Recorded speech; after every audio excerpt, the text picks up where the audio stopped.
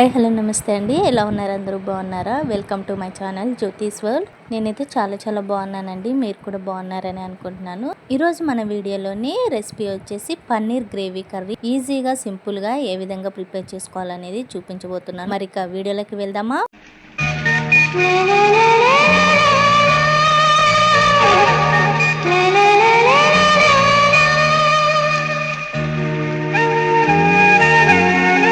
ముందుగా ఈ curry preparation కోసం పన్నీర్ ముక్కల్ని ఈ విధంగా క్యూబ్స్ లాగా కట్ చేసేసుకోవాలండి. పన్నీర్ని మనం బయట మార్కెట్లో దొరుకుతూనే ఇంట్లో కూడా హోమ్ మేడ్ గా చేసుకోవచ్చు. అది కూడా నేను ఒకసారి హోమ్ మేడ్ పన్నీర్ ఎలా చేసుకోవాలనేది వీడియో కూడా మీకు చేసి పెడతాను. అయితే ఈ విధంగా పన్నీర్ని క్యూబ్స్ లాగా కట్ చేసేసుకొని ఒక బౌల్లోకి వేసేసుకున్న తర్వాత దీంట్లోకి కొంచెం సాల్ట్, కొంచెం కారం, అలాగే పసుపు, ధనియా పౌడర్, గరం మసాలా పౌడర్ వేసుకోవాలి. పన్నీర్ ముక్కలకి బాగా కలిసే విధంగా ఒకసారి కలుపుకొని అంతా పట్టించేసుకొని పక్కన పెట్టేసుకోవాలి.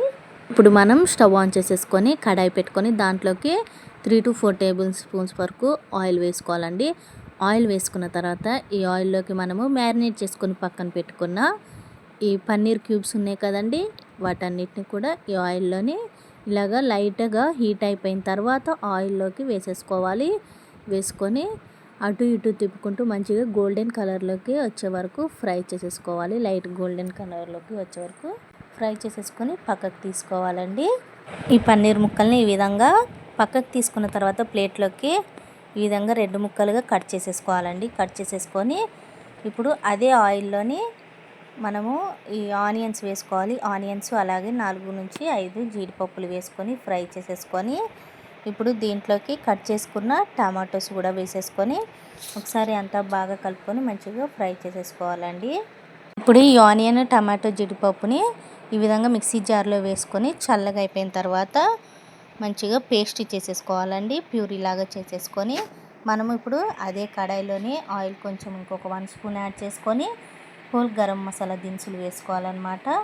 బిర్యానీ ఆకు, దాల్చిన చెక్క, లవంగాలు అవన్నీ వేసేసుకొని ఇవి ఫ్రై అవుతుండగానే మనము మిక్సీ పట్టుకున్న పేస్ట్ ఉంది కదా, ఆనియన్ టమాటో పేస్ట్, అది కూడా వేసేసుకొని ఆయిల్లోని మంచిగా ఈ విధంగా అంతా కలిసే విధంగా కలుపుకొని ఒక 5 మినిట్స్ వరకు మీడియం ఫ్లేమ్లోనే ఉడికించేసుకోవాలండి.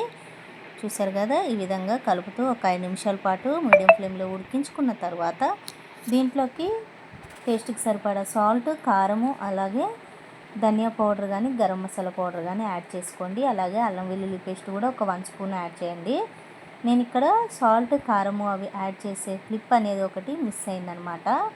కాబట్టి కొంచెం అడ్జస్ట్ చేసుకొని మీరు వేసుకోండి. వేసుకొని ఈ అల్లం వెల్లుల్లి పేస్ట్ కూడా ఫ్రై అయ్యేంతవరకు ఒక 5 నిమిషాల పాటు మంచిగా ఆయిల్లోనే ఈ విధంగా ఫ్రై చేసుకోండి. చూసారు కదా, ఈ ప్యూరీ అనేది చక్కగా ఆయిల్ నుండి పైకి వస్తూ ఉందన్నమాట. ఆయిల్ పైకి తేలుతూ ఈ ప్యూరీ కూడా ఆయిల్ నుంచి సపరేట్ అవుతూ వస్తుంది కదా. ఈ విధంగా ఫ్రై చేసుకొని ఒక 10 మినిట్స్ పాటు మీడియం ఫ్లేమ్లో ఫ్రై చేసేసుకుంటే ఈ విధంగా కన్సిస్టెన్సీ వస్తుందన్నమాట. ఇప్పుడు దీంట్లోకి ఒక గ్లాసు వాటర్ వేసుకోవాలి. 1 లేదా 1.5 గ్లాసు వాటర్ వేసుకొని ఒకసారి అంతా బాగా కలుపుకొని హై ఫ్లేమ్లోనే ఒక 5 నిమిషాల పాటు ఉడికించుకోవాలండి. ఈ గ్రేవీ కర్రీని చూసారు కదా, ఈ విధంగా కన్సిస్టెన్సీ అనేది వాటర్నెస్ లేకుండా కొంచెం దగ్గర పడింది కదా, చిక్కపడింది కదా. కాబట్టి ఇప్పుడు మనము ఇందాక ఫ్రై చేసి కట్ చేసి తీసుకున్న పన్నీర్ పీసెస్ ఉన్నాయి కదండి, వాటిని కూడా ఈ గ్రేవీలోకి ట్రాన్స్ఫర్ చేసేసుకొని ఇంకొక 5 నిమిషాల పాటు మీడియం ఫ్లేమ్లో ఉడికించేసుకొని ఆ తర్వాత లాస్ట్లోని పుదీనా కానీ కొత్తిమీర కానీ లేదంటే మీ దగ్గర అవైలబుల్ ఉంటే కసూరి మేతి కానీ యాడ్ చేసేసుకొని ఇంకొక 2 నుంచి 3 నిమిషాల పాటు మీడియం ఫ్లేమ్లోనే ఈ విధంగా కలుపుతూ ఉడికించేసుకొని స్టవ్ ఆఫ్ చేసేసుకొని దించేసుకుంటే వేడివేడిగా పన్నీర్ గ్రేవీ కర్రీ రెడీ అయిపోయినట్లే అండి. మనము బయట రెస్టారెంట్స్లోని, డాబాల్లోని తింటూ ఉంటాం కదా, సేమ్ ఇదే విధంగా ప్రిపేర్ చేస్తారనమాట అక్కడ కూడా. కాబట్టి మీరు కూడా మీ ఇంట్లోని ఇదే విధంగా ట్రై చేసుకొని కంపల్సరీగా తిని చూడండి ఎలా ఉందనేది కామెంట్ సెక్షన్లో కామెంట్ చేయడం అస్సలు మర్చిపోకండి. ఈ పన్నీర్ గ్రేవీ కర్రీ అనేది బగారా రైస్ కానీ, చపాతీలోకి కానీ, వైట్ రైస్లోకి కానీ ఎందులోకైనా సూపర్ టేస్టీగా ఉంటుందండి. మరి ఇంకెందుకు ఆలస్యం, మీరు కూడా మీ ఇంట్లో ట్రై చేయండి.